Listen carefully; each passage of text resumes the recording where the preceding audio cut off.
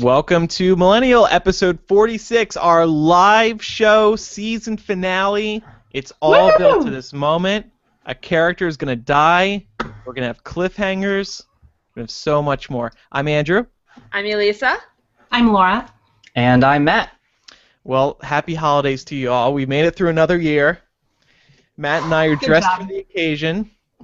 Yeah, we're the only ones.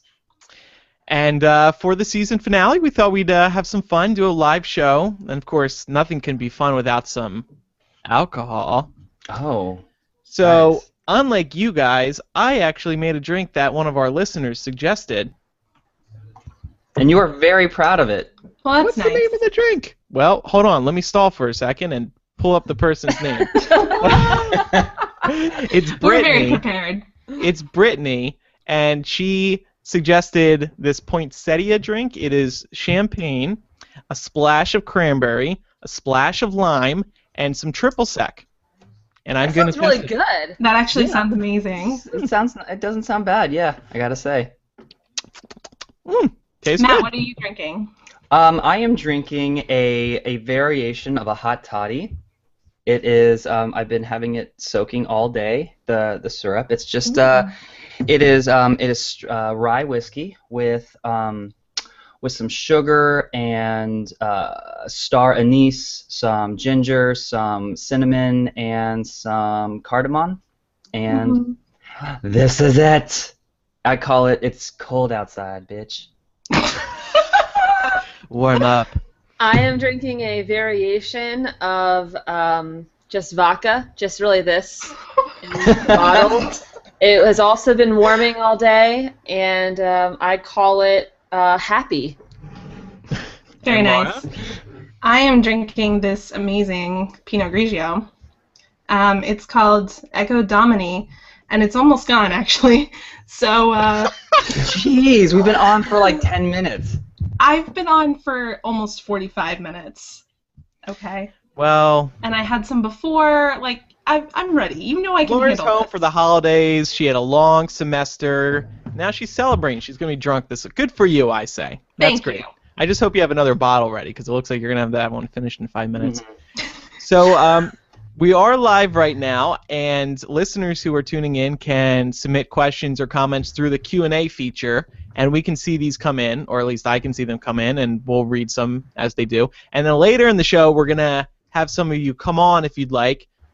We're going to try to have like 5 people on for a couple minutes each, talk about whatever, so it'll be a good time. Anyway, let's talk about the biggest story of the week. And no, I'm not talking about Asian Ron. I'm talking about Star Wars The Force Awakens. It opened in theaters last Friday. It broke record after record. Top Thursday opening, top Friday opening, top Sunday opening. First movie to make $100 million in a single day. And it deserved it. What did you guys think? Wait, are we... Don't spoil it. Spoiler free. Yeah, no, seriously, let me just preface this by saying I have not seen the movie yet, so if you spoil me, I will fly the fuck out there and kill you. Yeah, no spoilers. That's what it takes to get you to come visit? Yes. Well. So, yeah, I liked it. I liked it a lot. There's a few things, like very minor things I had small issues with, but I mean, I think that really just goes with any fan of anything that they watch.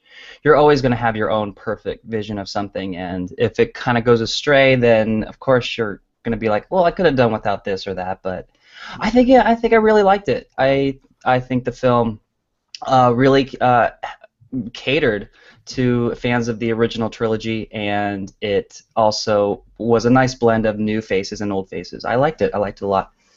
Elisa? Yeah, I agree. I thought it was awesome. I think it really was as good as Star Wars could get, considering all the hype that was surrounding it. I mean, it's really hard to live up to a franchise like Star Wars, but I think J.J. Abrams did it as well as anybody could. There were a couple of times where, and I know I've said this a lot about other franchises, but there were a couple of times where, for me, it was right on the edge between nostalgia and trying too hard to be the originals. So there were a couple of times where they were trying to throw back to episodes 4, 5, or 6, and it was like right on that line between like, oh, this is really, really cool, but God, I really hope, like just as an example, this is not a spoiler, but just as an example, Admiral Akbar, how in the original he's like, it's a trap. And I was just like really hoping that something like that didn't come up because it just would have been too cheesy. Mm-hmm. There were a couple of times where it was on the edge between like cheesy and nostalgic, but it never crossed it. It never went over into like cheesy territory. So I think they struck such a cool balance, and I could not be more stoked for the new characters. I mean, how awesome are Rey and Finn? Yeah, I love them. Fantastic, and Poe too. He was really good. Yeah. Yeah, I really liked it. I'm a new Star Wars fan. I saw the Death Star blow up a week ago. This is all very new to me. So I really liked it. I've seen it twice now. The second time it was really great to watch it, knowing what was going to happen at the end, because I guess I had more appreciation for every single scene, and I was more emotional the second time, I think, like knowing what it was all leading up to. But yeah, I mean, the other beauty of it was we knew nothing about this movie going into it. Nobody, I mean, I guess I can't say anything to not spoil it, but like you didn't even know who the main characters were going to be.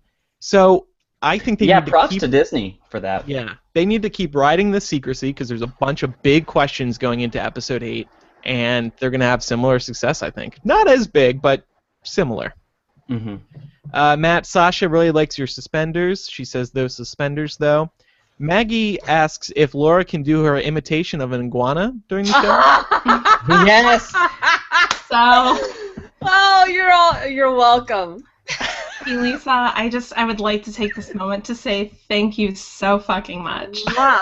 Mwah. You are exquisite. I know that. You truly are. Thank you. I see, Laura. I see behind you your bed. I mean, you could always go back there, perch like the iguana. I know that lives in your heart, and show us all if you wanted. She's referring to the fact that is actually the original scene of the crime. Oh, wow. Yeah. Well, if we hit $4,000 on Patreon tonight, Laura has agreed to do the iguana thing on her. I have agreed to do nothing. Let's just get some more drinks in her first. We'll see how she's feeling. So I'm almost out. Well, let's call Dad and have him bring over another bottle for you. Somebody must have his number. And finally, one more. Shay asks if Mickey Mouse is with us tonight. No, Mickey Mouse is in the Mickey Mouse isn't dead. He's right here. He's right here, though. Shut the fuck up, guys. I heard him creeping in. We haven't done it in a long time. Yeah, let's keep it that way. Okay. Do you guys have any holiday break, New Year's plans? It's upon us. I'm actually going to Universal Studios Orlando at the beginning of January. Yeah, I'm really excited. Going to Wizarding World? Diagon Alley? Of course. Yeah, I haven't actually had a chance to go to the Universal side of things yet, so I'm really, really excited for that. It's really fun. It really is. When I went, I did my first-hand experience with trying to find out. In like in the Wizarding World, at least the original one, the people who are working there can't, like the wizards can't. Character. Yeah, they can't. Yeah, they have to stay in character. Well, that happens for both sides. The Muggles can't tell you like where Hogwarts is or anything. So, I was trying to get on the Hogwarts Express. So I asked where I can get on the Hogwarts Express, and the guy was like, "What are you talking about?" And I'm like, to get to Scotland. He's like, what are you talking about? No, this is London. We don't go. That's funny. Is this the way to get to the park? And then he's like, okay, sorry. Yeah, that's it. Like, I don't know if there's like a rule that you have to like you have to stay in character at least 3 or 4 times before you just finally wait till they start yelling at you. Well, he saw you getting ready to punch him, so he figured. I wanted to get. I ran in front of all these people. Like I went right when the park opened. Nice.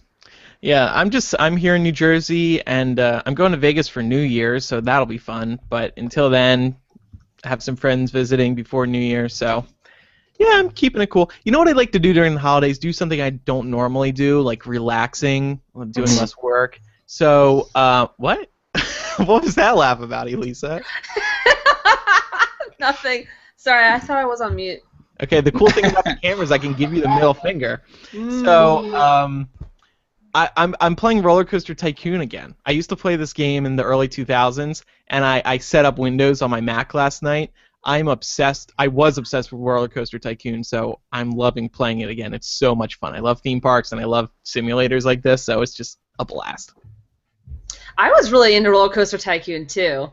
Yeah, it's great. Addicting. Yeah, hell yeah.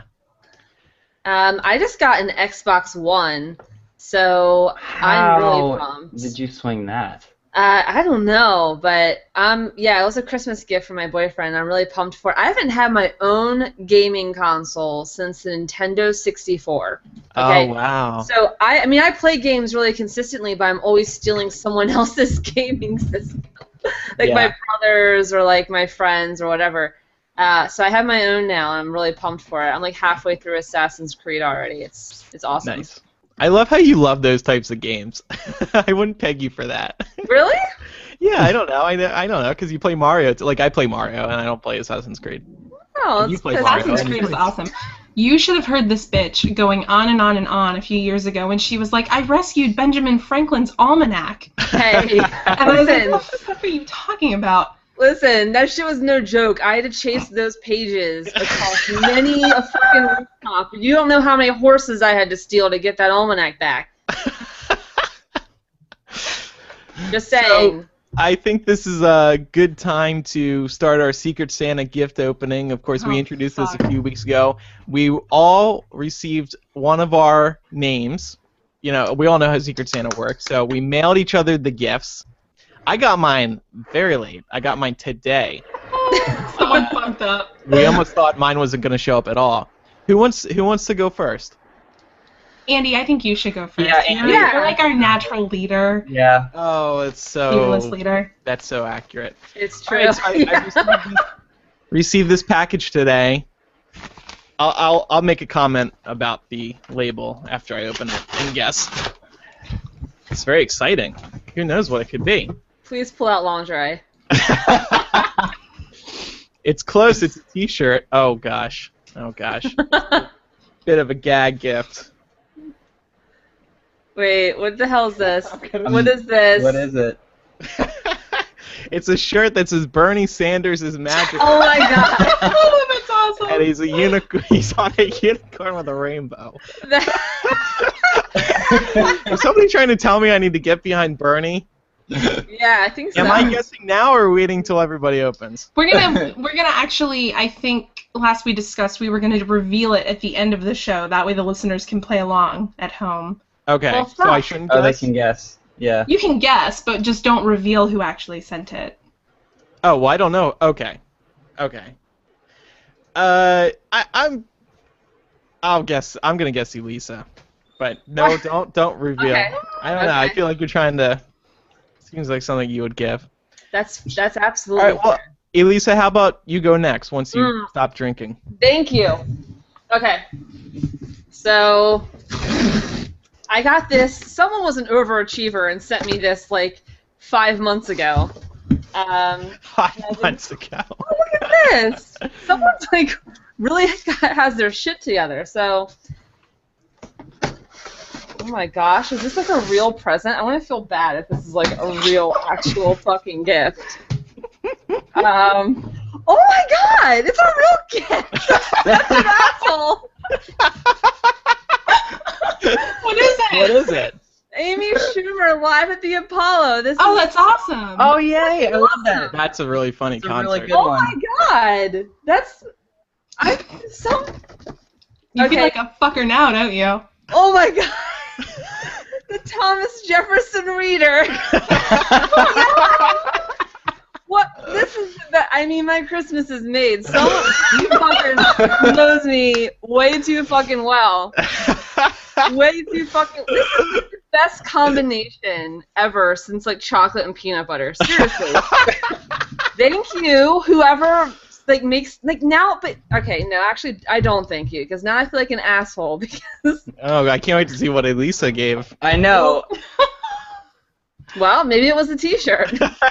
I'll tell you, the T-shirt does not live up to this. So, thank you, whoever. Okay, I'm supposed to guess. So this, I think. Oh, I'm gonna say it's either. I'm gonna say it's either Laura or Andrew. I don't think. I don't know.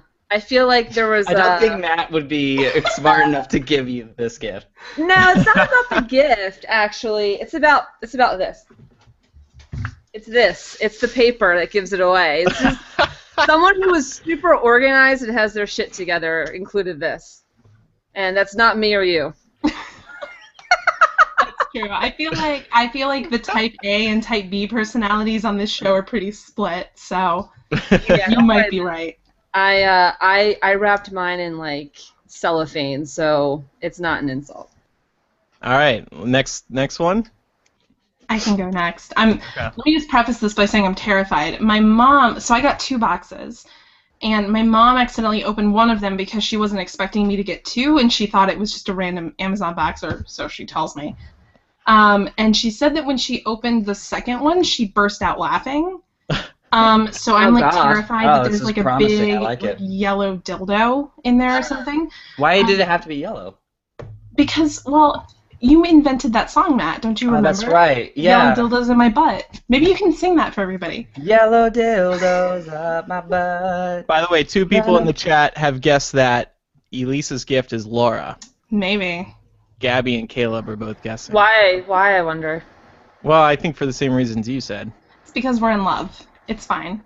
Okay. So, anyway, we received a confessional email instructing me to open this smaller box first, so that's what I'm going to do. Mm-hmm. Now, don't cut yourself. I know you're a little drunk, so I'm not. careful. I'm doing it with a SIM ejector. I'm not going to cut myself on this. What's a SIM ejector? It's to eject a SIM card from your phone. Oh. Oh boy. Somebody used to work at a tech store. Why? This is boxes within boxes. This is like Inception. Ha. All right. Well, unless this is like a too much bird, tape. it's not worth it. It smells perfumey. Uh-oh. I know. It's moderately terrifying. Oh god. All right. So this is the first thing that I got. It's what is this? Wait. What is it? It's a bath bomb. Okay. Okay. I don't know what to... Is she supposed to go and try it live on cam? Maybe you're supposed to expose yourself in a bathtub? No, I mean, it smells Laura, very nice. Can you take a bath right now? Maybe it's a hint. Maybe somebody's like, bitch, you need to bathe. Okay, I'm going to open the second one. This is the one that my mom already opened. Oh, God. It's like, oh, there's another box. What the hell? Why so many boxes?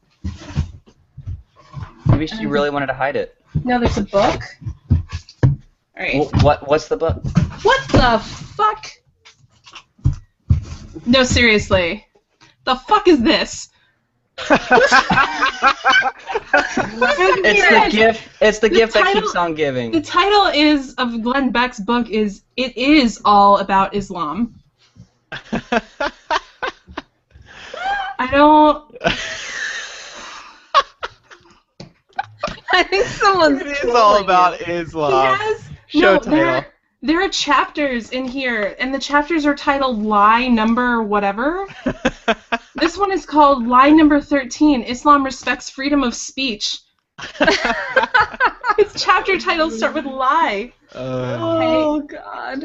And there's one more box. I'm terrified. Well, open it quick. I am. I'm sorry. This person sent me many things. Oh, it smells good. They're candles, I think. And they're wrapped in like 8 tons of bubble wrap. But they smell good. They're Glade candles. That's what I have. So wait. Yay. I think this was like a sandwich present where it's like something that smells nice, then Glenn Beck, then something else that smells nice. I think you're supposed to put the bath bomb in the tub, light the candles around the tub, and read Glenn Beck in the tub. What a better way to read about Islam. Maybe that is. Maybe that's what it is. Well, I was thinking, like, I thought bath bomb, and then I thought the Glenn Beck book, and I was like, is this some, like, is it a joke about, like, Glenn Beck and what he thinks of Islam? I don't know, but they smell. No, it smells really nice. Brittany says, I don't normally condone burning books, but that book would look good in the fireplace. I agree. Yeah, I think I'm okay with that. Goodbye, Glenn Beck. No. I'm not doing that to my T-Jeff book. No, don't do that to your T-Jeff book. No, seriously, though, I love the candles in the bath bomb are awesome. And the Glenn Beck book, I think, probably, like, brought, like, a present, or, like a present for the listeners in terms of my reaction. We should do a book review on this. Or you should do a book review. All right. Let me take a swig. Okay. First, I got two boxes. I got nothing to open it with. Ooh. A screw. Okay. Laura, a lot of people are asking to let them know when you're in Orlando. Yeah, I saw that actually. I was going to address it after we finished. You should do a meetup in the Hogshead or one of the breweries there in the Wizarding World. That's what I was actually going to say, is that we should meet up. We'll set up a time and place. Don't worry, guys. Yeah, don't worry, guys. All right. I'll bring autographs.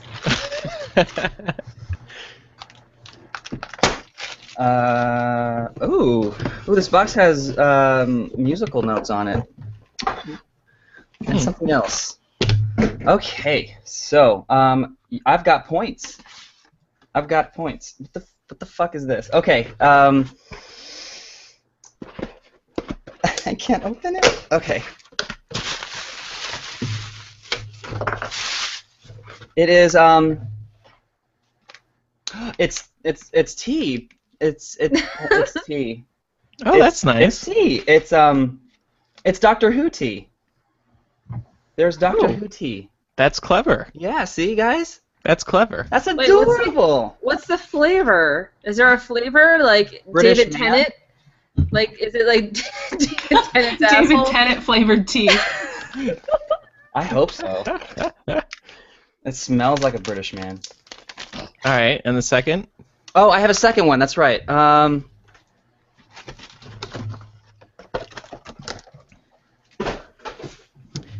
Gabby says, just hanging out with a beer and my knitting stuff from Millennial Live. So good. Aw. Good. Courtney is asking if we could prank Micah, and that's a very upvoted question. I'm but sorry, who? I don't know how we would be able to do that. All right, I'm not gonna lie to you guys. I'm starting to feel really tipsy. Great. But I don't feel feel tipsy enough yet. All I right. didn't intend to get drunk, but it might happen. Woo! It's Gonna get messages in the group chat tomorrow. Did we record last night? Leave the I found a copy of Amy Schumer's stand up on my bed, and my son's over it, all over it. All right. So it's fucking wrapped. It says enjoy, bitch. So Okay. you guys Wait, really, what is it? you guys really get me. It's so pretty. I just don't wanna. I feel like I don't wanna destroy it. Oh my God, you guys, am I the only thing you know about me is Doctor Who? Is that the only thing about me that Pretty much. out of almost 10 years of our friendship, the only thing you've gotten away from me is that I watch Doctor Who. By the way, That's all I Caleb in the chat says Laura/Elisa, one true pairing, and I agree. Wholeheartedly. See, I purposely didn't read that comment because I thought that was bullshit. I didn't hear you Excuse correctly. me? I thought you said Laura and Elisa show your pairing, which I thought I meant show your. Listen, Well, wait till I get to the bomb in this glass. I'm almost done with this bottle of wine, so you never know. So, What I is that, mean, Matt? It is a tea. I think it's a Okay. it's a mug. It's a mug. Okay. Oh, The TARDIS nice. lid. It's so cute. You guys are so adorable. Is there a gift receipt? One of us is. Say, I received an anonymous message letting me know that there was a note in one of my boxes. However, I went through them and there's not. So I don't know what to say. There's a gift receipt and like a little receipt for the bath bomb, but there's no note. I think Amazon fucked up. An anonymous message? Where did you get this anonymous message? Through the Millennial confessional. It delivered right to your phone. It did. It was magical. All right, so let's all let's guess, or let's reveal, right? Oh no, I thought we were waiting to the end. Oh, end of the episode? Yeah. No? Oh wait. Natalie is guessing. She said, oh no, wait, it disappeared. No, she said Andrew's was from Matt, Elisa's was from Andrew, Laura's was from Elisa, and Matt's was from Laura. Is her guess. I Do could you buy guys that. agree? I could buy that. I Yeah. had too much champagne. Yeah, I mean, whatever. I'm almost through this bottle. So. All right, so are we revealing now? Let's just or reveal later? now. Sure. Okay. Okay. Okay. So get ready. So I want to know. Andrew's gift. Huh? Yeah. Who was mine? That was me. Okay. That was Very me. nice. And I actually got a story. So I ordered. So that's actually not your gift. What? What the fuck?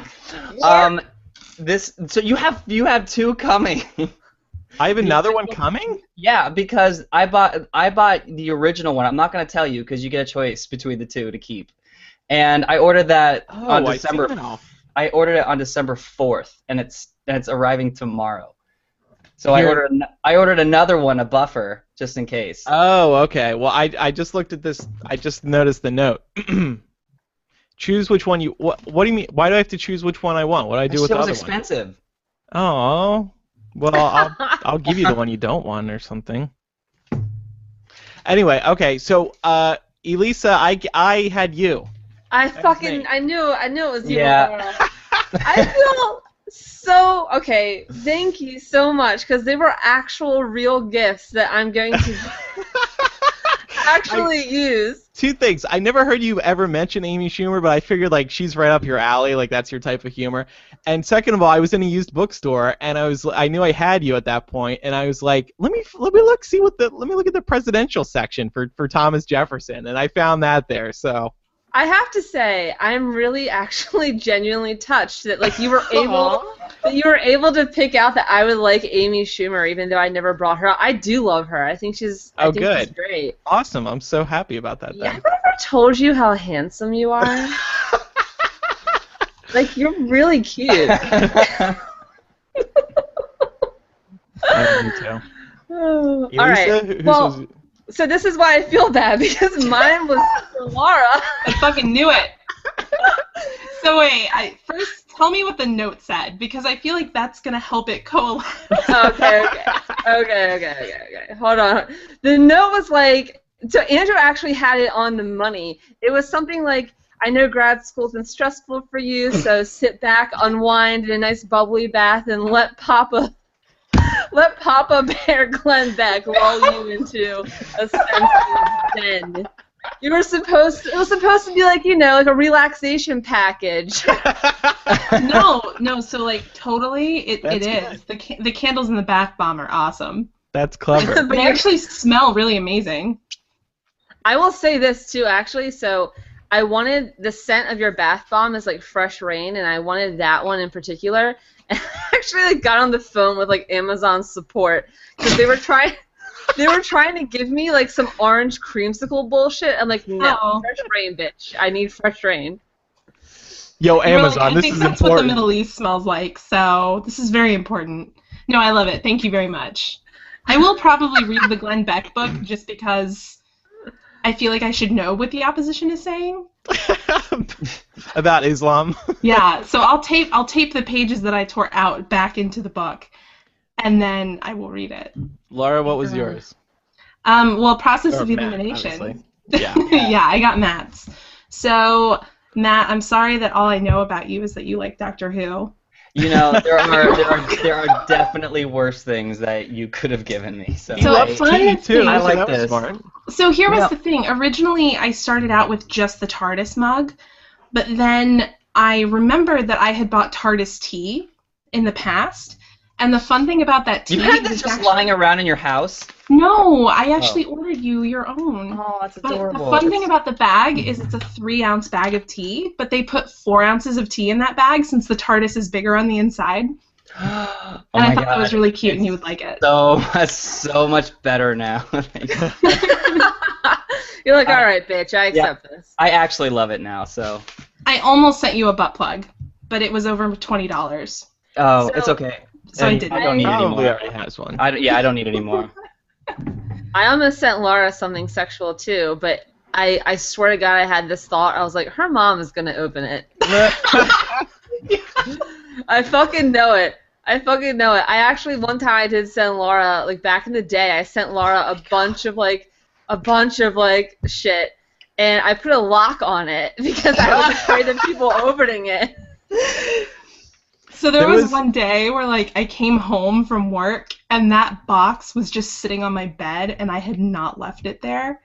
And there was like all kinds of stuff in there that Lisa had sent me and I was like, oh, son of a bitch. So it looks like Natalie was right about all of us. She was. Yeah. She knows us too well. Yeah. There was speaking of that, having things sent to a house that are inappropriate. I back in 2006, going into 2007, I ordered a giant inflatable penis to bring to Vegas. This was in 2006. And I had it delivered here because I was obviously still living here. And it came in. I get home from school, and it's sitting on the table, wrapped up, of course. But I was like, oh, my God, imagine if my parents, because, I was like 20 and 19. Imagine if my parents opened that. That would be crazy. One time for Elisa's birthday, I bought her a vibrator, but I had it shipped to my house first so I could send it to her. And I'm like 99% sure my mom opened it. And I was kind of like, it's not for me. Okay, so let's move on. We have a couple of news items. First, a lighter topic, and then we'll get on to a more serious topic. Hermione's black, guys. Oh, fuck. Yes. Right out of the gate. Are we starting Yeah. with this? So, Harry Potter and the Cursed Child, this is the stage play that's opening in London next June. This is a sequel. It's considered the 8th story, officially. And they announced who is playing Harry, Ron, and Hermione in their older years. And Hermione is being played by a person of color. Naturally, this surprised a lot of people. I mean, it was surprising to everybody, because for as long as we've known, Hermione has been white.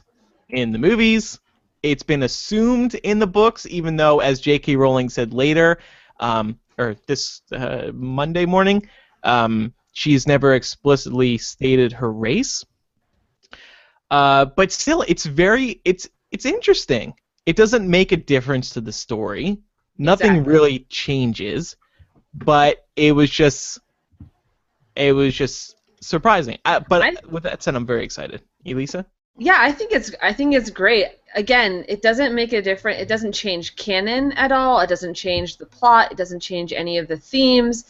In some ways, one might be able to argue that it even enhances the theme of Hermione struggling with, having gone through a lot of discrimination for being a mudblood and what have you. It just enhances the theme of being anti-discrimination. I think it's great. I think it's fine. It doesn't bother me at all. I will say that, well, two things. One, I'm a little surprised that there are any Harry Potter fans anywhere who would be bothered by this, I know. given what Yeah. Harry Potter is about.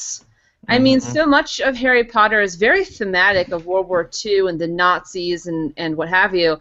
And to have Harry Potter fans express that they were bothered somehow, either it indicates to me that racism exists everywhere, which is unfortunate, or that people just aren't getting that it really doesn't make a difference. I don't know, but you fuckers pulled a little bit of a prank on me, Yes. and I would like you to explain yourselves now. Yeah, so what happened was we were talking about this news, and Laura and I think mainly were talking about it in our group chat that we have, and Elisa kind of jumps in and goes, "Wait, what?" Or I can't remember what you said exactly, but then I was like, I said to myself, we should fuck with her. So I typed before Laura got another word in. I think Laura was probably about to like explain what was happening. I almost did. Yeah, I was like, you know how Stephanie Meyer gender bent Twilight earlier this year? Well, now J.K. Rowling is race bending the Harry Potter series, and then Laura and we ended up tricking Elisa into thinking that J.K. Rowling was actually going to re-release the Harry Potter books with race bending. You guys are horrible friends. Believed this. The best part of it was that like we didn't skip a beat. It wasn't planned. We weren't talking on the side, being like, "Let's do this." It was just like there was this like connection where we were both just like, we gotta fuck with her. Yeah. And it went on. It was perfect. It was beautiful. But it only lasted about 20 minutes because I genuinely felt bad. Me too. That genuinely believed that the Harry Potter books were about to be re-released. For fucking serious, you feel bad. Well, I want 5 more Thomas Jefferson books from you, Andrew. and then Laura and I were texting each other. We were like, how is she not like checking Facebook and reading a real news article about this? Why is she believing it? I'm sorry that I trusted my best friend. I know. Now you'll never trust us again. So that's like I'm sitting in the living room with my mom and I'm cracking the fuck up over this. I was and too. my mom's like, "Oh, it's so funny. Your best friend trusts you. Like you're kind of an asshole." Laura was like, "Yeah, then book 1's gonna be re-released next year with the race-bent characters." I mean, you guys got into it too. You were like, "Well, so far they've confirmed the first 3. We don't know when the others are coming out yet. To be continued." I'm like, "What the fuck? How did I miss it?" Elisa was trying to make sense of it, like, wait, what? If she re-releases it, how is it going to be different than the books that were already released? Exactly. Like that gave me pause for a moment, primarily because I was like, how does this change the story necessarily? Like, okay, so if Hermione's black in the books and like the new re-releases now, how does that change the plot? Like, that's cool and everything, but like, how does it change anything? Like, what's the point? And I don't know. It threw me for a loop. I'll give you that. So, and that is the people who are complaining, if I understand it correctly, it's hard to tell just how many people are actually bothered like this. There are definitely people who are bothered by it, but then there's also, of course, a lot of people who aren't. I think the people are bothered because she was white in the movie, so canon, she's white. But as people who know theater very well know, a person of a different race than what it was initially described as or initially canon, like that happens, and that's fine. And it, like we keep saying, it doesn't make a difference. So it'll be interesting. I mean, this is just the tip of the iceberg. I mean, it's a different world. Honestly, the theater world is so much more different than film, because with film it just represents so much because it's only one copy. Like with The Cursed Child, you're going to have multiple people playing these characters anyways. Like, I don't think it's that big of a deal in the theater world as it is as people are trying to make it out to be. Yeah. Yeah. So I mean, as much as I always wanted Hermione to be a black character. For some reason, I just wanted it so bad. Like, if I were to remake the series, I would make Hermione black because it just makes more sense to me.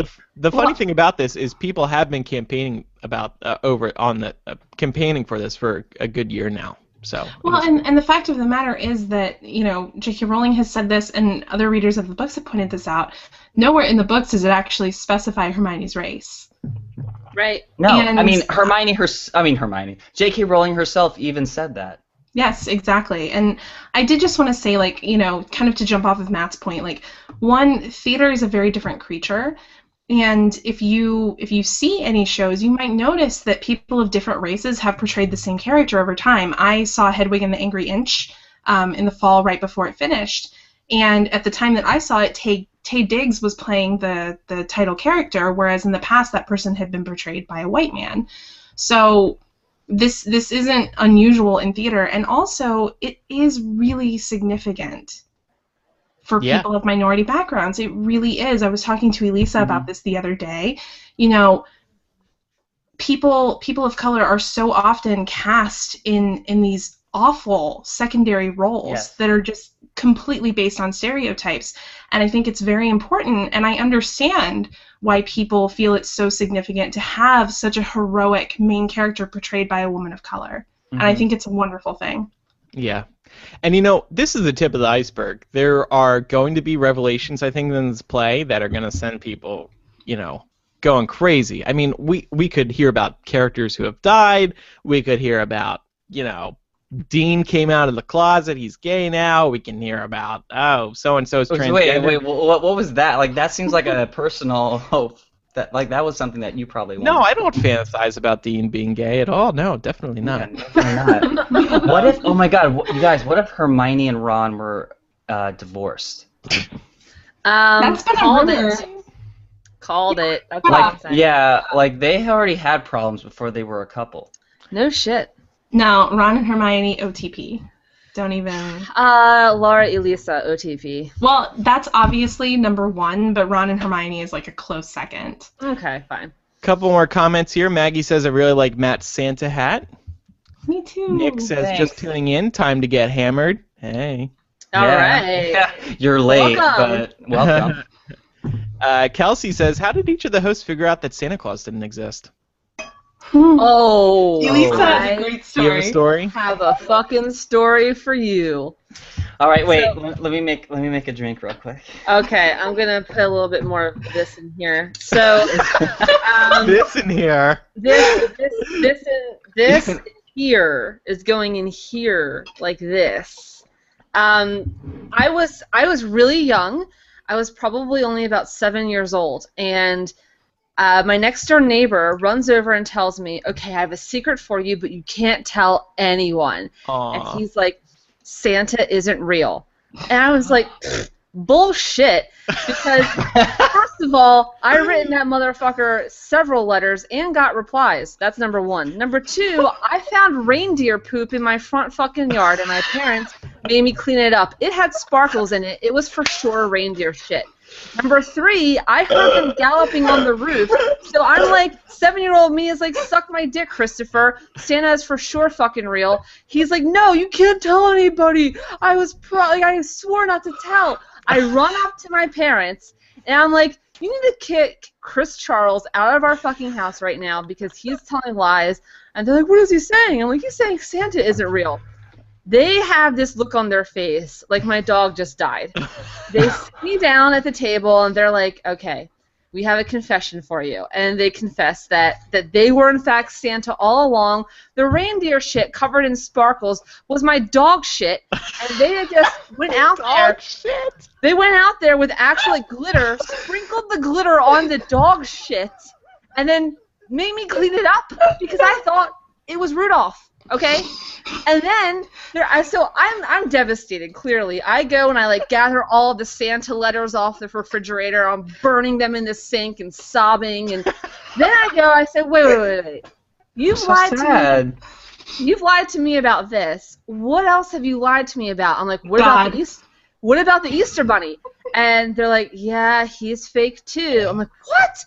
What about the Tooth Fairy? And they're like, yeah, she's fake too. I'm like, what? What about Jesus? And they're like, oh, no, that one's real. Fuck you. Don't believe it. Not believing anything anymore. And that was how I grew out of Christianity. The reindeer poop is. I thought it would have been like a prop, not actual dog shit with sparkles on it. It was actual dog shit, and here's the great part: is that when I was older and I confronted my parents about it, apparently my dad took raw oatmeal grains, mixed it with glitter, and sprinkled it on top of the dog shit. Yes, that's. Oh, well, I didn't know about dog shit, but like that's how I found out that Santa wasn't real. That exact reason, because I was told by one of my friends that if you mixed oatmeal and glitter together and you sprinkled it all over your house, Santa would find your house because of the glitter, because it's sparkles. Sorry. Oh, go ahead. Well, they sold that in my middle school. You could buy reindeer food, oatmeal, and sparkles, and you came in like a plastic bag, and then you would go throw it all over your front yard, and like, oh, you're feeding the reindeer. Right. Well, that was the year that, the year that I found out, I really wanted everything I asked for that year, so I got all the glitter in my mom's, my little her arts and crafts pantry, and I climbed up on the fence, try to get to the roof of the house to sprinkle glitter all over the roof of my house. And my mom started freaking out when my mom and dad actually were both freaking out when they saw me on the roof, and they were asking like, "What the fuck are you doing?" Like, "It's for Santa. It's for Santa." And they told me that Santa wasn't real. Elisa, you mentioned you heard him on the roof. Did your dad go up on the roof and fucking stomp or something? Yeah. So it wasn't my father. It was my grandfather, and for several years in a row, every Christmas Eve, I would wake up and I would hear stomping on the roof, and then I would sneak out into the dining room. I look outside, and there was Santa Claus climbing down the fucking roof like Spider-Man. Your uncle, so funny.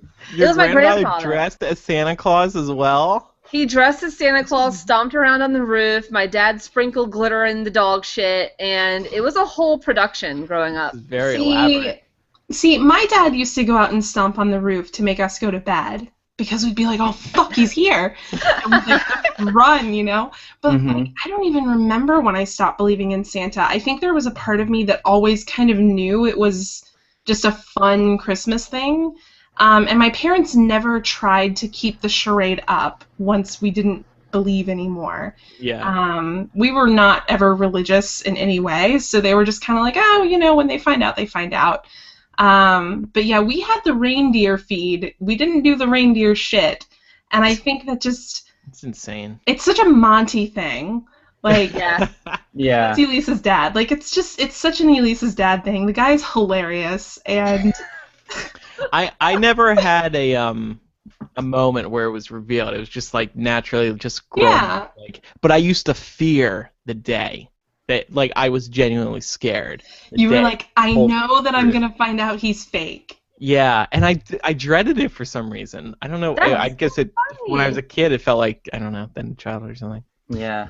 Anyway, everybody's in agreement. Elisa, you have the best stories. Kelsey says she's crying.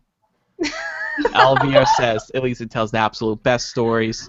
Oh, I love you guys. Maggie says your parents are just amazing. They are. They are. Oh my god. The reindeer poop thing's a little, and making you clean it up. I mean, that's a step too far. Making you clean it up was such a dad clean this up. I feel like that was ingenious in some ways. I don't know. It was the only way for them to get you to clean up the shit from the front lawn.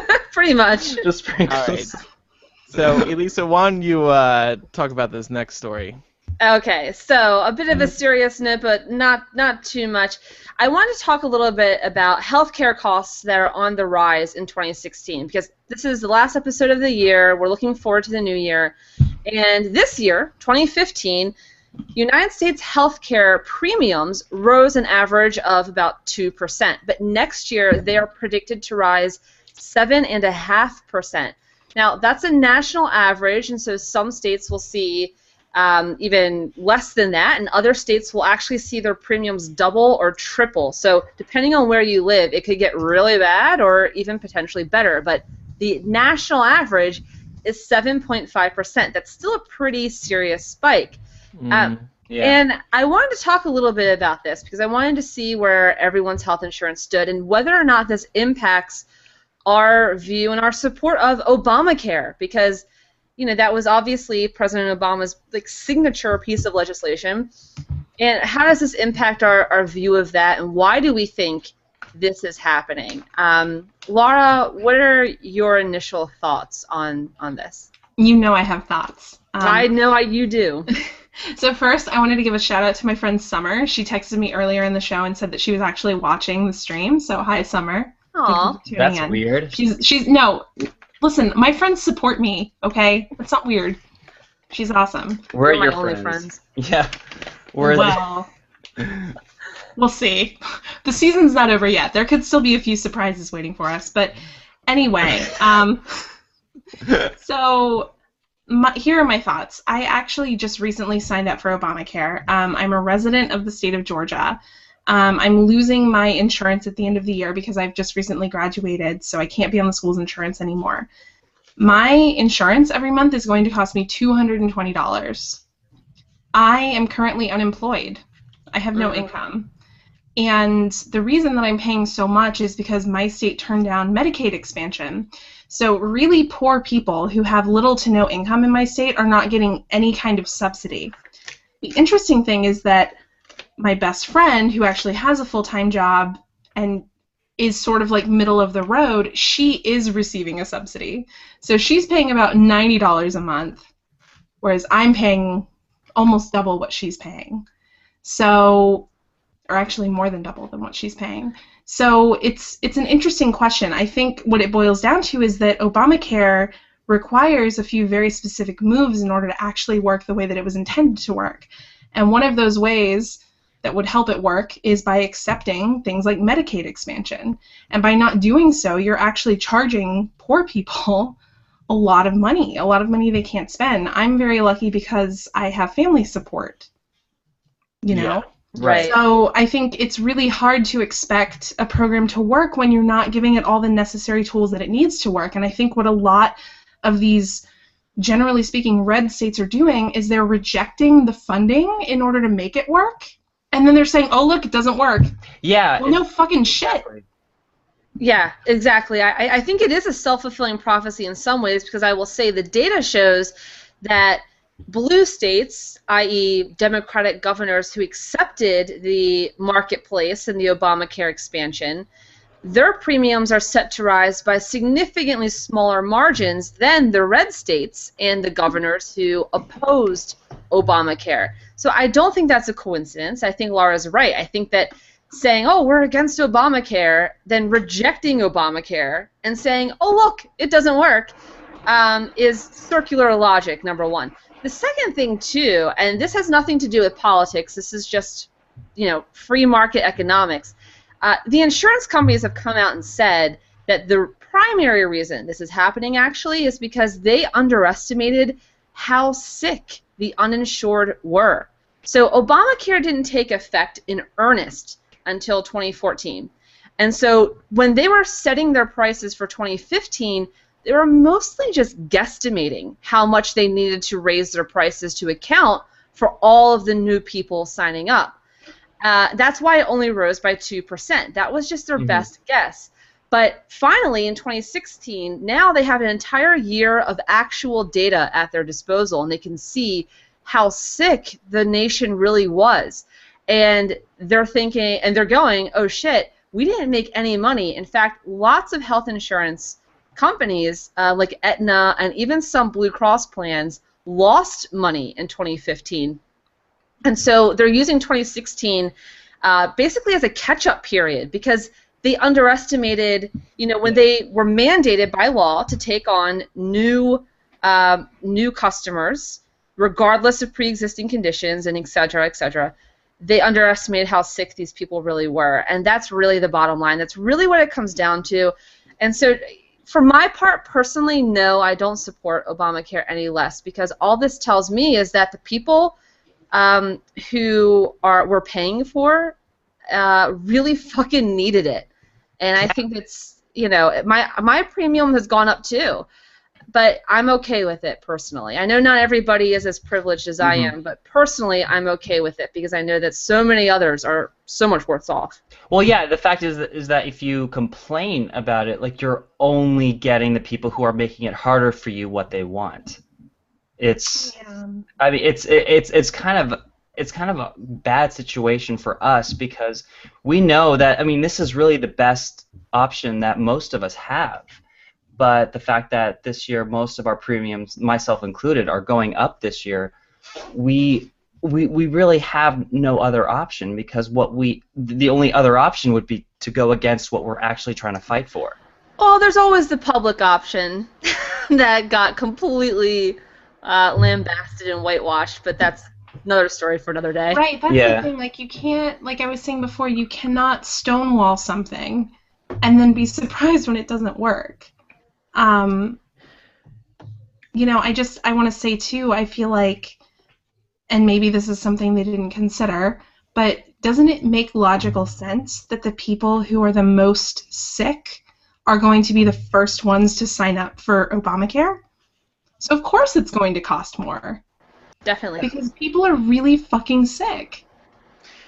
I don't know this system well, but I got a letter a month or two ago saying my premium was going down $15 Fuck a you, month. Andrew. Fuck you. Fuck you. Seriously. Fuck you. And I took a picture and I circled it. I was like, next time I hear people complaining about rising healthcare costs, I'm just gonna reply with this picture where it says That's great. your premium is being lowered. So I don't know exactly why this is, the technical reasons or whatever. Well, but I mean, you and It's I. because the rest you of and us I are have a blue subsidizing you freeloader. yeah, we have a blue state. God. Maybe that's why. So moving on now, we have a few listeners here in the chat. We're gonna bring some on. Gabby, let's have you on first. I think you were one of the first ones to jump in here. Just unmute your mic. You're muted by default. Hey. Hello. Hi, How Gabby. are you? Hey. How's it going? Good. How are you? Good. I love your I hat. see. Thanks. I went and got it specifically when I saw you guys were dressed up. Oh, awesome. Oh, Really? that's so nice. Oh, well, fuck. I gotta put mine back on. Yeah. What are you knitting there? I see you working away. I'm making washcloths for family members for Christmas, so I'm down to the wire. That's awesome. Washcloths? That's Yeah. so cool. That's really nice. Yeah, I've I made need like a washcloth. 8 or 9 so far. Oh shit. That's awesome. You're fucking thrifty. I can't do that. Yeah. Yeah, it's That's my new jam. That's a great activity to pass the time, isn't it? Boop, boop, boop, boop, boop, boop. I would love to learn I how just to said knit. it Netflix and knit or crochet. It's awesome. Netflix and knit. That's Netflix the and new thing knit. now. All the Yeah. kids are doing it. Yeah. Where are you in the world? West Michigan. Michigan. Okay. When I was doing a test show earlier, like 4 people were from Michigan. Everybody, all of our listeners are in Michigan. We could have worse places. Absolutely. I love Michigan.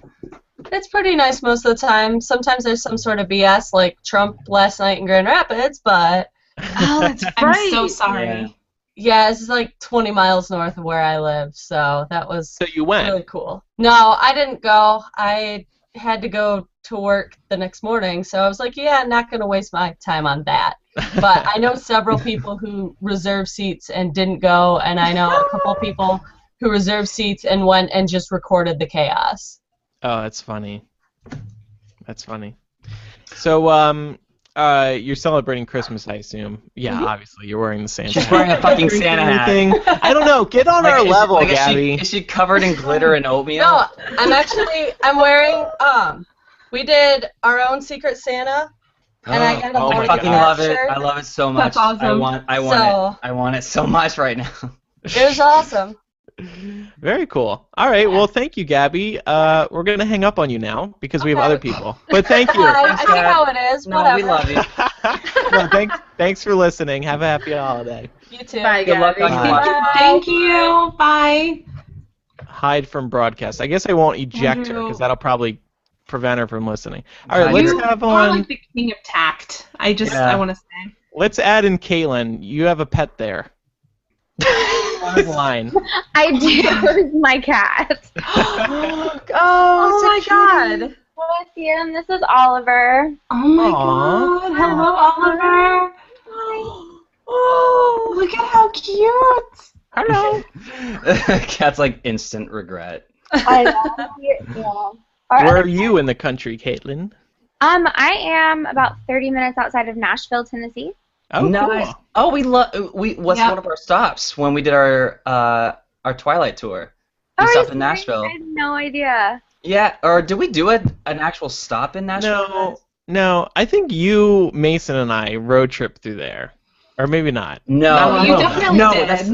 that's it. No, what Nashville is significant for me is that was the only time when I got to drive during the road trip, and you guys were all asleep, and I was all by myself, and I got to see the Batman building that had like the two Yeah. Oh, yeah. things on the downtown. But Yeah. Yeah. that's my story. Nashville's a great town. I feel like a lot of people aren't super familiar with it, but actually I really quite like Nashville. It's a lot I of fun. like It's a liked fun it. area. It's a fun area. I haven't Laura, spent as much time there as I should have, like, since I grew up there. I haven't ever been to, like, the Hall of Fame or anything. I feel like that's a common thing with everybody, like where they're from. Like the places that most people would think that you would frequent, you don't really even go there. Like with Los Angeles, like I don't go downtown ever because I don't want to. There's too many people there. So, any holiday plans? Any thoughts on Black Hermione? I'm going to my husband's. We're going to Murray, Kentucky for Christmas, so that should be fun. Oh, cool. Is that a tradition? No. We've only been married for a year and a half, so last year we stayed with my family, and this year we're going to his. And okay. And next year you're just not going to deal with family? I don't really know. We're just kind of playing it by ear. And Black Hermione, I mean, I love it. At first, when I saw the picture of the actress, it kind of took me by surprise, and I was like, Hermione's not black. And then I immediately felt horrible because, you know, it never says that. But no, I think it's great. Yeah. I think that's a valid reaction though. Like at first, like you have that quick assessment, like no,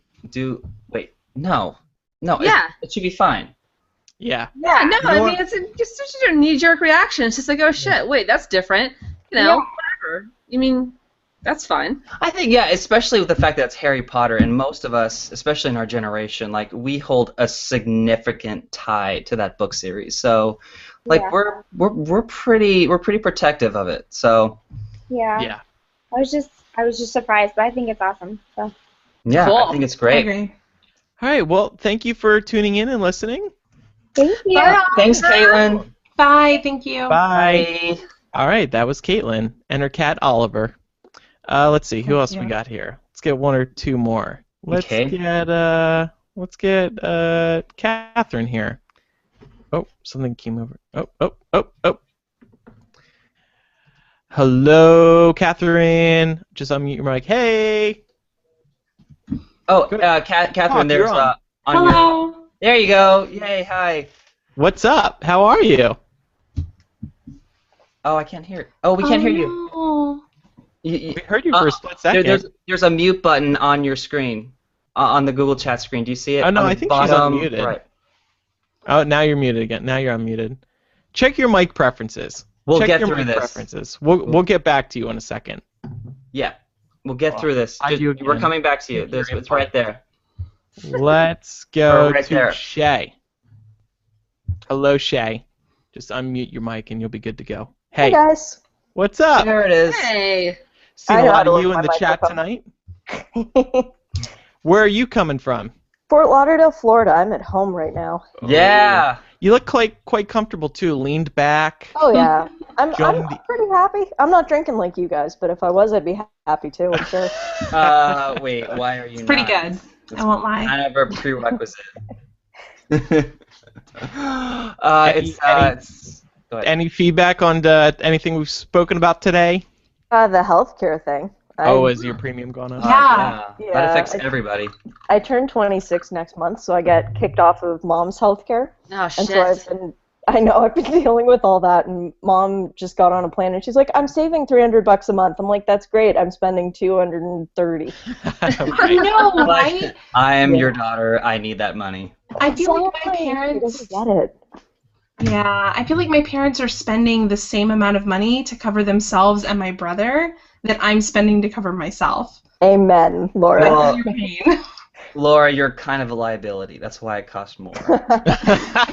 This is true. Yeah, look how much wine you drink before we even start. You drank a full bottle of wine before we even started. It's gone. I'm freelance, and my main company is based out of England, so I'm on my own for healthcare for like the rest of my life. Does that mean you hop over to England from time to time? I spend about a month in Europe every year, but I'm a reporter for car racing, so they fly me around the world and like around the country mostly. It's pretty cool. Whoa. Dude, that is an awesome gig. That is a fantastic job. Yeah, you could do a lot worse. Yeah, exactly. So this is my second podcast today. Are you traveling all the time then? Pretty much. I'm home December, which is really nice, but then January I go to Daytona twice, which isn't bad, and then fly to Australia. Oh. Oh, nice. Do you have you ever been to the racing they do in Monaco? I have not, but I'm dying to, Matt. The problem is it's a conflict, and it's always the same weekend as the Indy 500, which I always cover too. I had no idea. Oh shit. You're living my dream. I from the moment I watched Up in the Air, George Clooney, Anna Kendrick, George Clooney's traveling all the time. I want that. I realized I want that. I want to be flying everywhere all the time.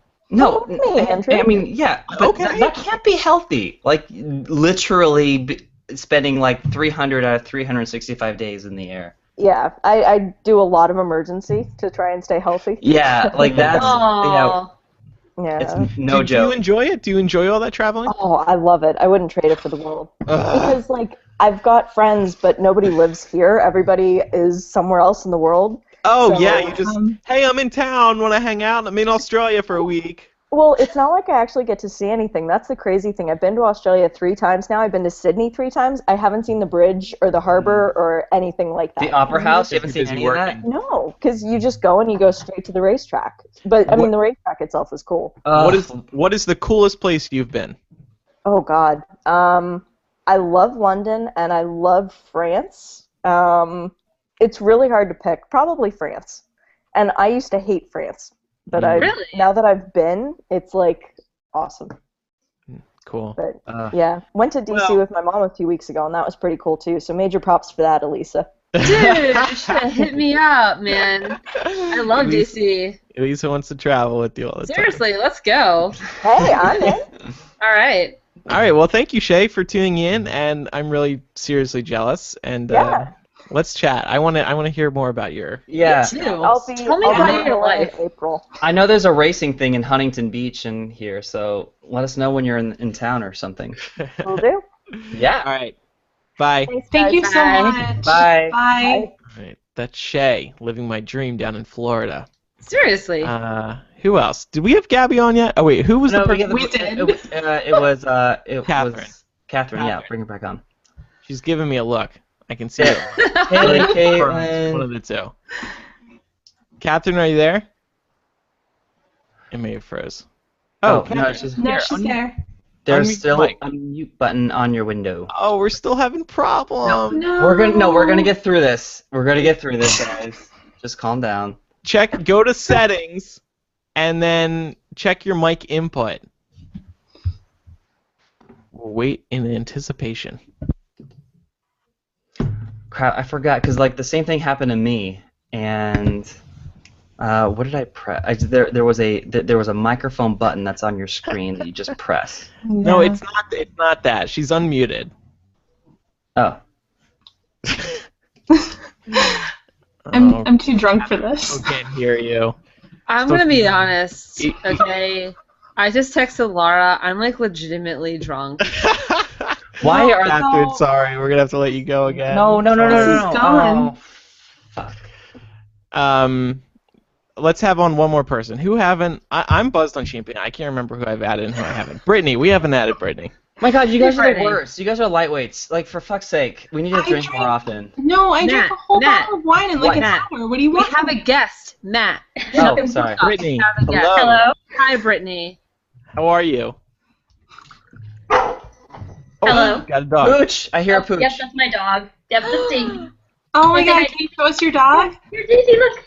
Say hi, Daisy. She's Daisy! a spaz. Sorry. Oh my God, she looks just like Elisa. She looks just like Harper. Oh, she does, actually. Not now, She's Harper.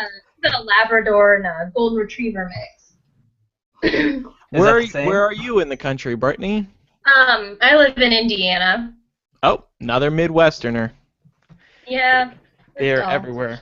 How are you? What are you doing this holiday? Oh, I'm hosting dinner this year. We moved to a new house, so I'm cooking and having over. So. Oh, cool. Nice. Yeah. And I see you got the bookcase up, so your moving is going well. Oh yeah, we moved in July, so Oh, okay. it's all done. So, yep. How did you react to Black Hermione? I thought it was great. I felt bad because I totally whitewashed Hermione, and I thought, oh God, I'm terrible, but I love it. Yeah, we I all think it's did. great. So. By the way, I'm only only calling her Black Hermione because that's what J.K. Rowling called her on Twitter. So it's like, oh, okay, now it's okay. It's okay. I get it. It's okay that she said it. Okay. I don't judge you. So, speaking of this, I like something that Gabby, who we had on earlier, Gabby said in the chat that the first thought that goes through your head is what society has trained you to think. But the second thought is how you actually really feel. So I kind of like that because it's understandable that like your knee-jerk reaction to something is not necessarily always going to be how you end up feeling about it in the end. So yeah. Just wanted to throw that out there. Yeah. Mm-hmm. Another comment here, Elisa. This one's for you. This is from Kirsten. Elisa's eyeliner is on point, yo. It totally is. It is. I was it. noticing it the entire show, and I was like, fuck, like, I need her to teach me how to do that. Drunk Laura loves Elisa's eyeliner. She wouldn't have said that sober. Sober Laura just loves Elisa. I do. I don't have any more wine. Laura, you need to get with it. All right. Well, Brittany, thank you for listening. Thanks for tuning in. Thanks for having me on. Yeah, no Pleasure problem. seeing you guys. Merry Christmas, Happy Holidays. Merry Christmas to you too. Bye. Merry Christmas. All right. Catherine thinks she may have fixed it. Here we go. If I can get it shown broadcast. Hello, Catherine. Hey. Catherine. Oh, no. Catherine, we love. All right, listen. Your friend behind you. She's been watching you in anticipation It's this okay. whole time. It's okay. We're gonna pretend to be Catherine.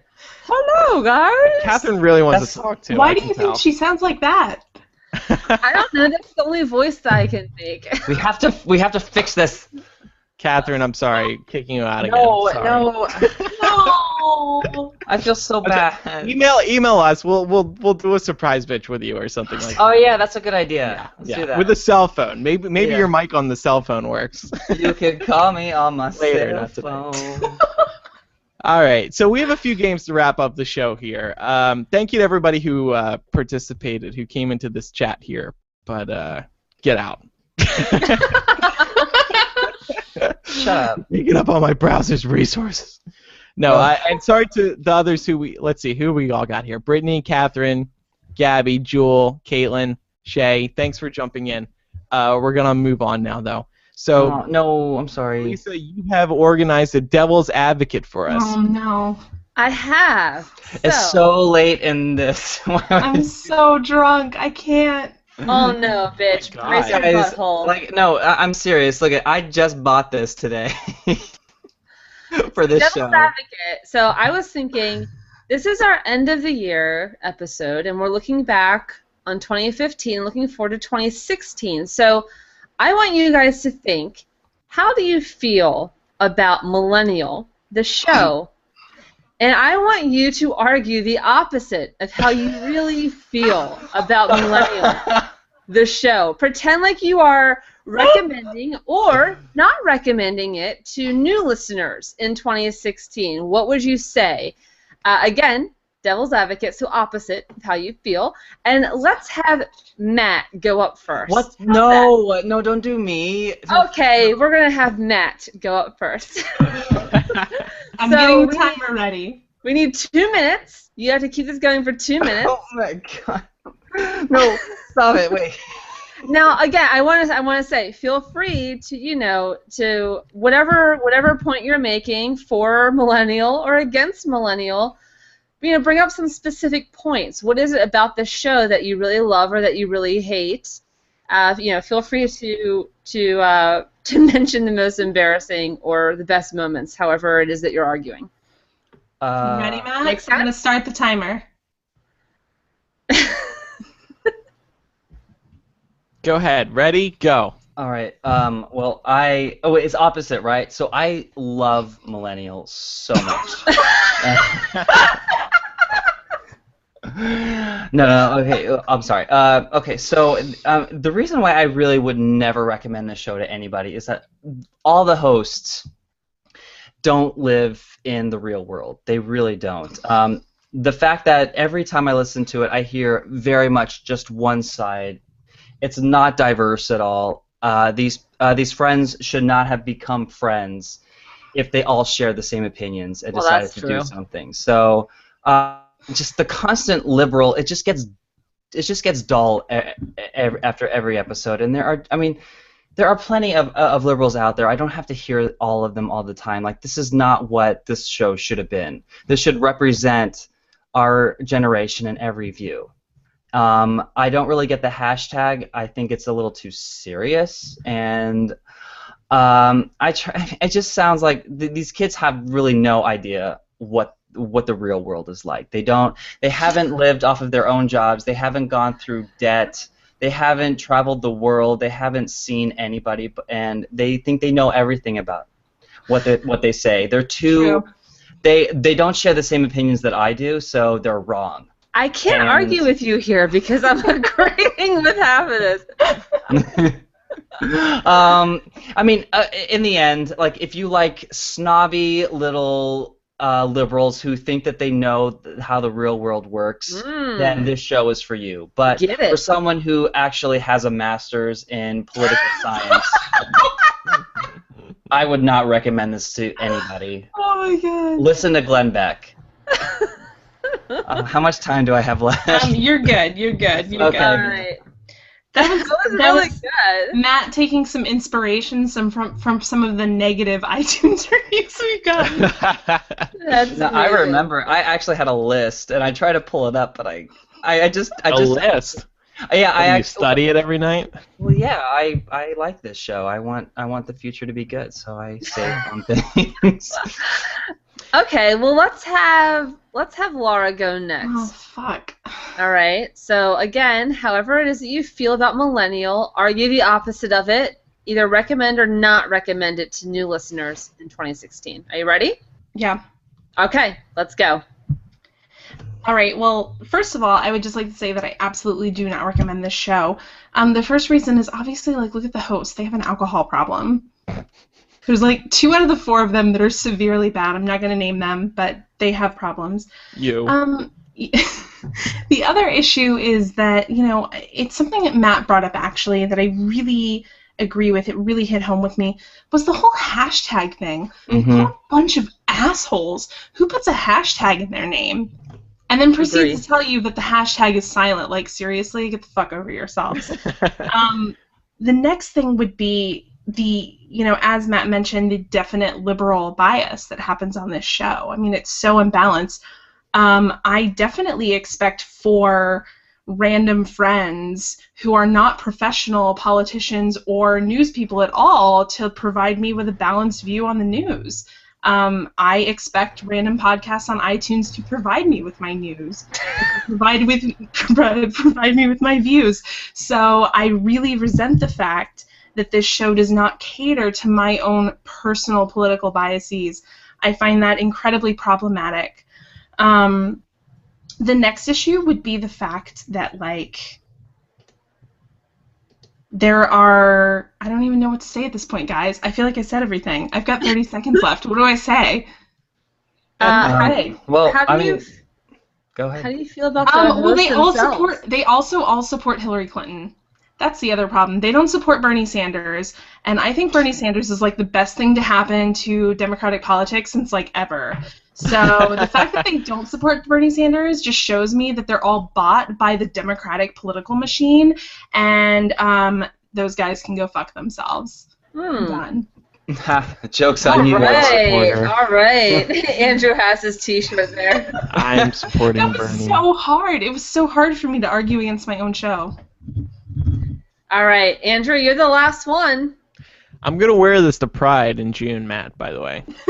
No. Seriously. Hopefully Bernie's still alive / in the running. Just wait until your next gift, and then you can choose. Okay. I think I can guess what it is. Do a live blog about it. I can guess what it is. I know what you can guess what it is, and I don't want to disappoint you. It's not what you're thinking. Okay. Andrew, you're the last one for Devil's Advocate. Why don't you tell us, though, specifically, when you're recommending or not recommending the show to people, specifically, how do you feel about the hosts? Okay. Oh, I can't wait to hear this. Narrow in specifically. How do you feel about the host? The opposite, of course. Okay, are you ready? All right, here we go. Yeah. All right, let's go. All right, go ahead. All right, so first of all, the main problem with all 4 hosts collectively is that none of them like vagina most of the time. And I can't get behind a show that doesn't agree with my personal beliefs, so not a fan of that. Getting down to a individual level, one of them wears suspenders to the live show, which is like so 80s. It's like, dude, get down with podcasting. We're in modern times right now. We're an ugly sweater. That's what the millennials do these days. And then the 2 girls who scissor each other but don't like vagina. That's weird. They know everything, and it's so annoying. Meanwhile, the 2 guys are like, healthcare? What? Yeah, we pay it. We just set it to auto pay, and whatever comes out of our account, you know, Obamacare. It's really great. What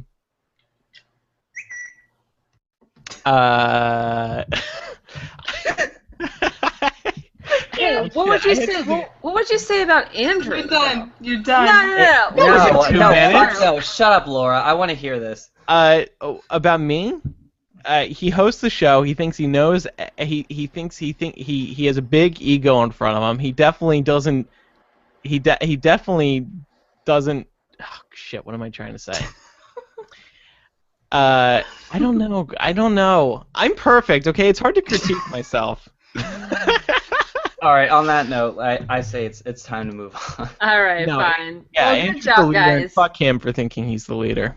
That was that was a tough one. But that was actually really hard. Tough. Yeah. Yeah, that was hard to do without wanting to break down and cry and hate yourself. Well, I'm glad to send you all into therapy in the new year. No problem. All right. All right, Matt. Matt has prepared by request in the Facebook group. People were asking for more Google That Shit, so we're going to do Google That Shit Holiday Edition. All right. So, so this was actually the hardest Google That Shit I've ever had to do in my entire life. So because not many people like search for Christmas stuff, so I had to be a little creative.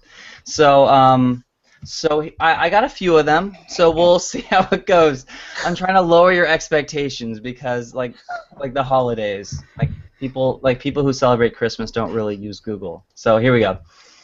All right. The first one is, can I celebrate Christmas blank? Naked.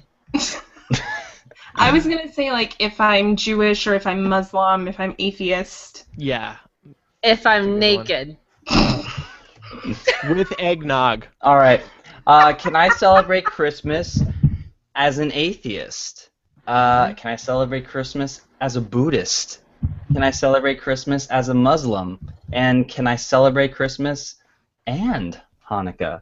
I think that was from Micah.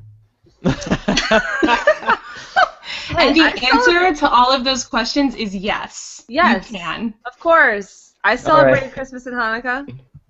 All right, the next one. Okay. I don't know why, but this is actually Christmas related. Why are there blank? Why are there what? Why are there blank? Stars in the sky. Why are there blank? Why?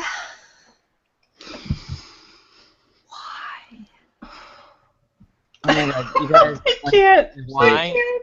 This is what happened. All right. Good thing we're trying to limit this show. Another hour, we'd all be. Yeah, you guys are inebriated. You are really dragging me down. Okay, so why are there 12 days of Christmas?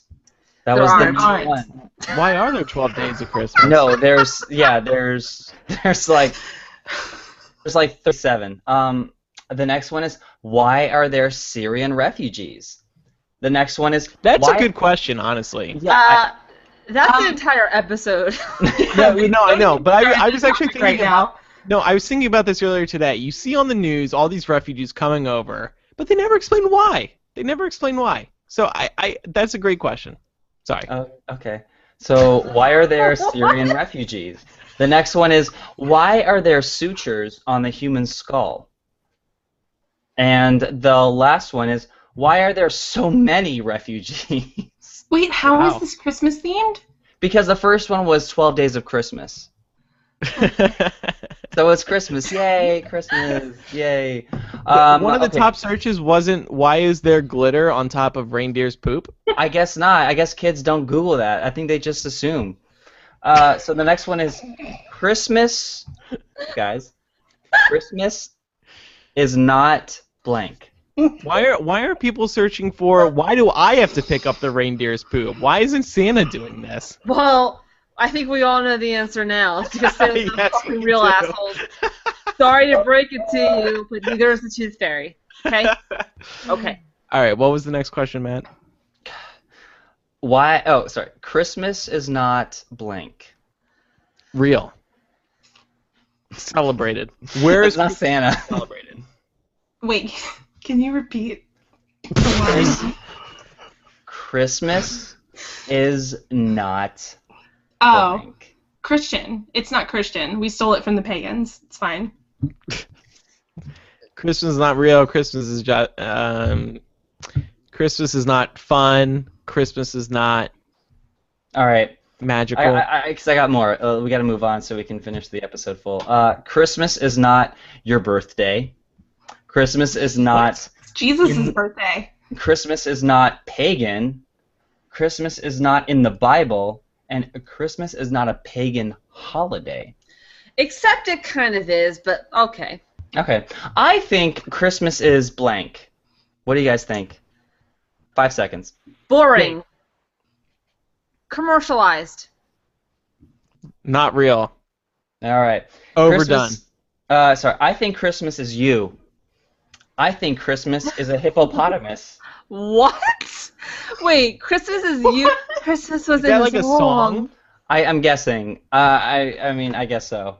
Those were the two only ones. My Christmas tree is blank. On fleek. On fire. All right. It died. My Christmas tree is not drinking water.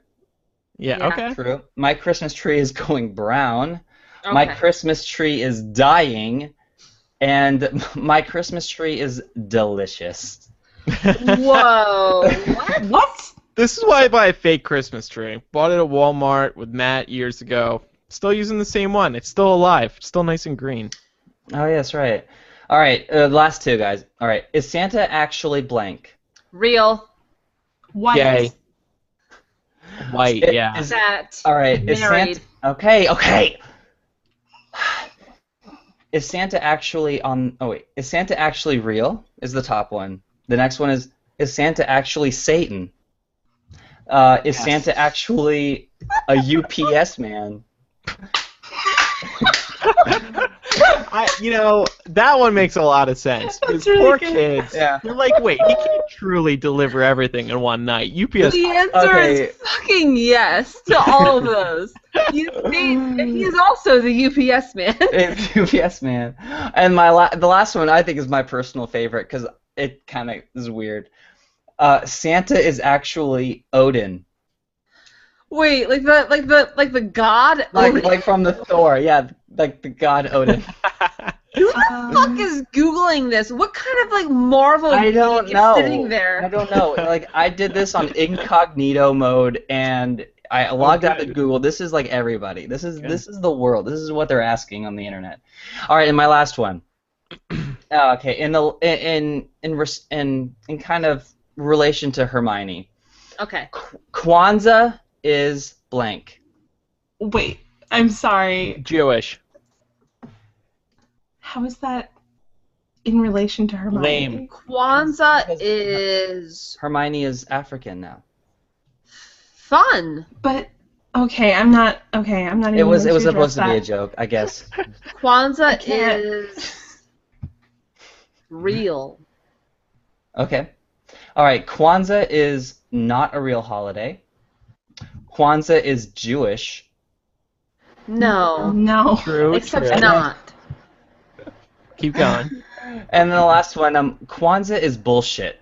Jesus Christ. That was me. I Wait. searched for that. I'm sorry. Kwanzaa's bullshit. All right, well, thank you, Matt, for that installment. I think that was someone who had to celebrate it. I think that was just like, this holiday's bullshit. I want Christmas. All right, so Laura, to wrap us up today, you have a game for us. I do. So this game is called Who Said It?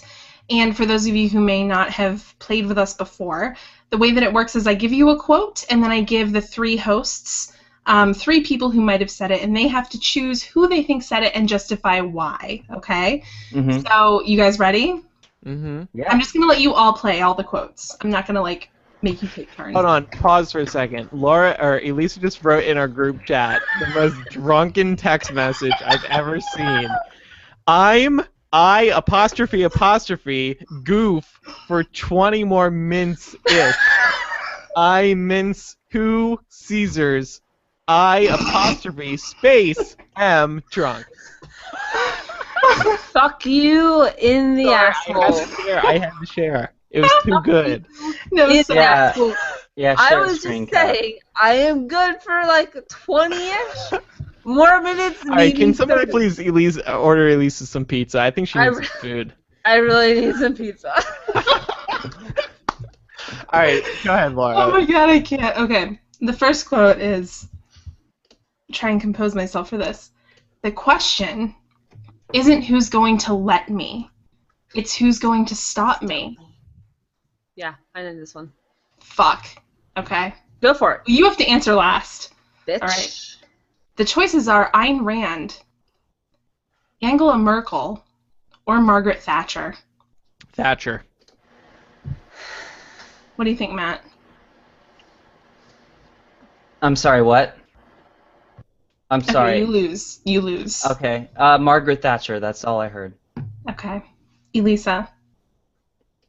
I'm going to say Thatcher. Really? Or Ayn Rand. I was supposed to say, I thought you knew. I was trying not to give it a word. I was like, I thought you knew this one. It's Ayn Rand. But all right, you all lose. The answer is Ayn Rand. Sorry. The next quote, you guys will really like this one. Okay. I've gone through so many books at this point that there are not a tremendous number of ideas that are worth my time. The choices are Steve Jobs, Martin Shkreli, or Emerson Sparks. Oh, that's either Emerson Sparks or Martin Shkreli. Because they're kind of the same person, but let's just make this clear. Emerson Sparks is an idiot, and then Martin Shkreli is the one who jacked AIDS medication prices by 500%. Just making sure that we know who we're comparing. I'm gonna say Martin Shkreli on that one, actually. Okay. I'm gonna say Steve Jobs. Yeah, I'm gonna say Steve Jobs. All right, you guys were all wrong. The answer was Emerson Sparks. I have no comment. I have lots of comments. I have so many comments. There's just lots of comments. This is going to be my next blog. For anybody who doesn't know, we all used to work for that person. Anyway, Andrew's going to quit the show now. So the next one is, I think there does need to be give and take on both sides. And this idea that sex is kind of a woman's right to absolutely withhold, just as the idea that sex is a man's right to demand. I think they both need to be moderated, so to speak. What? Your choices are Tony Abbott, Rick Santorum, or David Cameron. Okay, definitely Rick Santorum. Okay, what do you guys think? David Cameron. Okay. I'm going to say Santorum as well. Okay. You guys were actually all wrong. This was Prime Minister of Australia, Tony Abbott. Oh, man. Guys, you know. What? Yeah, it's a great reminder that even other countries elect these right-wing idiots. So good job, Tony Abbott. And the very last one comes from, well, I don't want to say who it comes from. The quote is, I get letters from little girls begging me to adopt them. Oh my gosh. Oh my god. Donald Trump. Emerson Sparks. Sorry, go ahead. The choices are Angelina Jolie, Kim Kardashian or Donald Trump? Donald Trump, all the way. Donald Trump, yeah. Oh my God, did I say it even before you mentioned it? Wait, who did you guess? Well, I said Donald Trump early on. So, I mean, it seems like something he would say, but it was actually Kim Kardashian. Oh, wow. Yeah, I don't know why anybody would want her to adopt them. That sounds awful. A couple more comments here from the live chat. Kirsten says, my family is leaning over, watching this. They're Republicans. It's perfection. I'm so sorry. Except not. I'm not sorry at all. There's nothing wrong with Republicans at all. Yes, there is. No, there's not. No, there's not. There's not. Most of our family are Republican. It's the Tea Party that's infiltrated it. That's all I'm saying. Yeah. Sasha says, congratulations on graduation, Laura. Thank you. Oh, That's why I'm so drunk right now. Alyssa says, Alyssa, meanwhile, is laughing at you. She says, LOL, Laura trying to keep it together. I'm doing a really good job. Or not. Like, Listen, I've been worse. You guys have all seen me worse. yes. Oh, I've seen worse. Yeah, we all have in the Millennial group. We have a photo of that. Check out the Millennial Facebook group if you want to see a great photo of Laura back in the day. I'm really beautiful. Were you mad at me, by the way, for posting that photo? Not at all. Not at all. I think that picture really captures just like my inner beauty and like just the elegance with which I approach life. So I wish we knew what we were talking about. Jamie was sitting directly across from you. I remember what it was. What? No, I remember what it was. Jamie and I were arguing over the war in Afghanistan. I remember this because Laura actually emailed me from England. She emailed me, and she was like, I just got into a huge fucking argument with Jamie Lawrence over Afghanistan. Oh my god. Oh my god. Bitch, it's Harry Potter. What are you doing? Yeah, it's exactly what I want to talk about drunk in a London pub in 2007. Exactly. Before Harry Potter's release. We should have been talking about Black Hermione back then. What? We should have. No, we should have been one step ahead. Yeah, exactly. I want Asian Ron. That's what I want for the play sequel. Why not? If they find the right actor, who cares? Hey, I could play Asian Ron, right? You could. You could. You know, people Laura's fucking laughing. That's racist. Laura, you're racist. We're gonna get like 12 emails in like the next 24 hours being like, Laura's racist. No fucks. I mean, I would honestly be offended if we didn't. Well, thank you everybody for listening. It's been a wonderful season, first premiere season of Millennial. I can't believe this. Like, guys, like really, like, can I get real on your asses for a second? Like, this is yeah, sure. This is the finale of our first year doing this show. Like, I know it's been all light and happy, but like it's really been a long year. We really should like acknowledge the fact that we've gone through an entire year after not doing podcasting for like 5 together. Well, the 4 of us. I didn't want your life story. Yeah, but like the 4 of us. No, you're right. You're totally right. It's and been so good. It has been podcasting with you all. I mean, no, it was. So let's just be honest. It was good, and then Micah quit, and then it was great. Right. Well, I think, like it originally was the 4 of us, and we did want Micah on for the show because we did miss him. But I will have to say that it has been an absolute pleasure doing this show for a full year with the 4 of you and having everybody who has listened to us since the first episode and even before that. So I just want to say, I just want to give my I'm really gratitude. My gratitude, thank you, and appreciation that we have been able to do this for a full year, and hopefully we can do more. We'll consider it. Seriously, been awesome. No, it's been a great year. It's obviously been a lot of fun. The reason we kind of broke it up into seasons, or that's been our plan, is because we wanted to maybe change things up season to season. Are we going to change things up? Probably not. It's worked out pretty well. I mean, we'll introduce new segments and stuff. There might only be 3 of us. I think we are far too lazy to do that, but we'll try. No.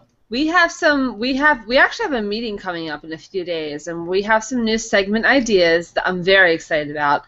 I know that we're pushing in 2016 for more interviews. I know that we're pushing for more guest hosts because we want to have more. We want to have more expertise on the show, not just the four of us, but more people who actually know what we're they're talking about. Exactly. We want to have more. So one of the things that I'm really interested in, because I think it suits the show really well, is, for example, having someone on, a prominent member of the online gaming community, because it fits the millennial theme, but also has some opportunity to talk about politics and gender issues within gaming. So things like that. I think we're looking forward to 2016 a lot. But I don't know. I know it's really cheesy, and I am also super fucking wasted. But I do want to thank everybody because I've had an incredible time. I know when we started Millennial, we all started it because we were just friends with each other, and we just really wanted an avenue to talk to each other every week regularly and have fun. And the fact that everyone has stuck with us, from MuggleCast to Imprint to Smart Mouse to this, has been, I mean, genuinely touching and mind-boggling. So thank you, all of you. Yeah, and I know that something that a lot of you guys say is that you feel like when you're listening to this show, you're kind of like listening to your friends. We feel the same way, like interacting with you guys. We definitely feel like this community is made up of people that we're friends with, and it's definitely. It's awesome. You guys are awesome, and thank you so much for supporting us during this first year. It's been incredible. Actually, there's a comment here from Gabriella. She says, I keep looking at my fiance and saying, I feel like I'm hanging out with my friends right now. We love you, Gabrielle. Seriously. Meanwhile, Taylor says, I'm impressed by how composed everyone is, given how much the hosts have had to drink. Not even slurring. I'm impressed. You know, something we're always drunk. I think that's the secret. For every episode. That's true. You're just used to hearing us drunk. Yeah. All right, well, thank you, everybody, for tuning in live. This video, of course, well, as you'll know if you're watching after the fact, will be available to everybody. So, yeah, thank you to everybody who tuned in. Got some great feedback. It was fun looking through it and reading it all as we were doing this show here. I know one of our goals in the future for Season 2 may be more of a live element, which we'll share with you guys in the new year. Yes. And speaking of Season 2, our next episode will be Wednesday, January 13th. It looks like nobody died on the season finale, so I guess all four of us will be back. Yeah. We made it, guys. I've been waiting for somebody to lurk through like Laura's bedroom and like come through that open doorway and just stab her in the head. It would be pretty creepy. It would be. You never know. Yeah. All right. And actually, you know, you may think the show is over, but we're gonna do After Dark right after this. And it's going to be open to everybody, of course, because we're doing it live and it's season finale. So hey, why not? That's what? Nothing. I'll tell you later. I know this is an After Dark. No, just. All right, Laura's so flustered. All right. Closing song. Do we have a closing song? There was one here, but then it disappeared. I thought you said you couldn't play music. Well, but I could edit it in. Oh. I was going to pretend like we were going to play it. I don't know. Like, let's do that LMFAO song. Shots, shots, shots, shots, shots, shots. I like it. Okay, our closing song is... Oh, I just almost slurred. Our closing song is Shots by LMFAO. Love that song. Hit of the year. Thanks again, everybody, for listening. Visit our website, blah, blah, blah, blah, blah. Patreon supporters, by the way, you're going to have new content over our holiday break, even though we're not going to be releasing new episodes in the public. We'll be releasing some stuff over the 2 weeks. Patreon.com/millennial. Thank you, everybody, for listening. I'm Andrew. I'm Elisa. I'm Laura. And I am Matt. And they're all drunk. I'm not done. See, everybody. Really, though. Happy New Year. Poor Elisa. Happy New Year. Happy New Year to everybody, and happy holidays. New Year. Happy New Year. We'll see you sober. It's so embarrassing when we listen or play this back later. I'm never listening to this episode ever. I'm so. I have to edit it.